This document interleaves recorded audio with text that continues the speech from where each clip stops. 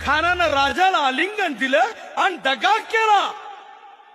खानाचा अभिमान मान्याला, खानाचा अभिमान मान्याला, कट्यारीचा वार त्यानं केला, कट्यारीचा वार त्यानं केला.